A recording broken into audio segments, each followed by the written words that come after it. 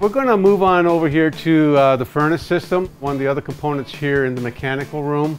What you're seeing here is a furnace, but there's actually a few other systems that are connected to the furnace itself as well. Earlier I was explaining about the humidity levels inside the home.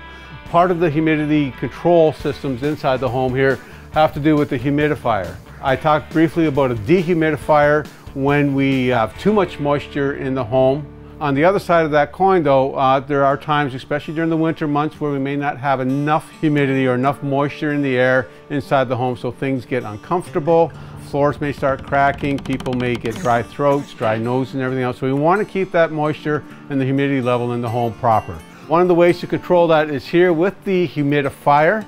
The way the humidifier works is it actually is connected to the water system within the home. We have a small supply tube here that's connected to our humidifier. The amount of water that goes into the humidifier is actually controlled here with our humidistat. There is a setting here. I like where it's set right about now, just because we're at around roughly 40%, which should be fine and it should keep that house comfortable.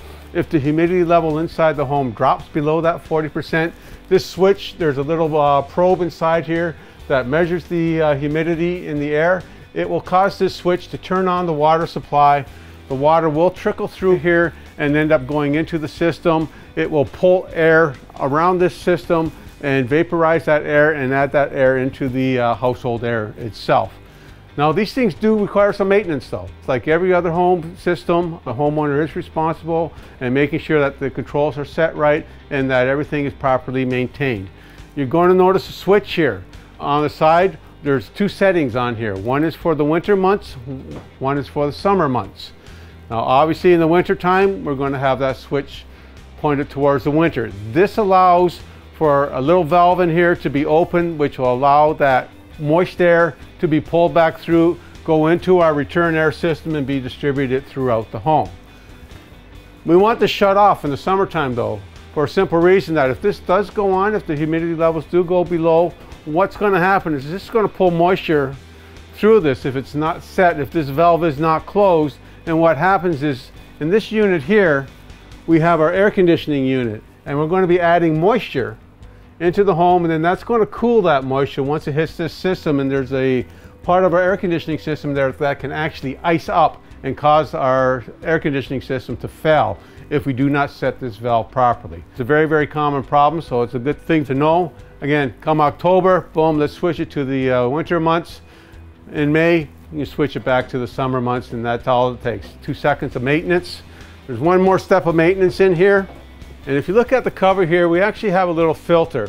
As I was explaining before, the water comes through this thing, it comes up here, and it actually trickles down through this little filter system here, just very, very slowly, just kind of, you know, like a small little mist or stream that comes through here, and that's where the moisture is pulled off to allow there. This is our valve here that I was speaking about earlier. This is set for the winter months.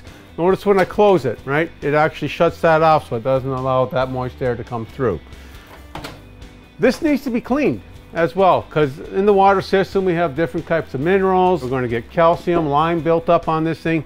This filter basically just pops out. You want to pull it out of the case. You can put it in any type of decalcifying solution that you want. Get the calcium off there, pop it back in, and it can be reused quite easily.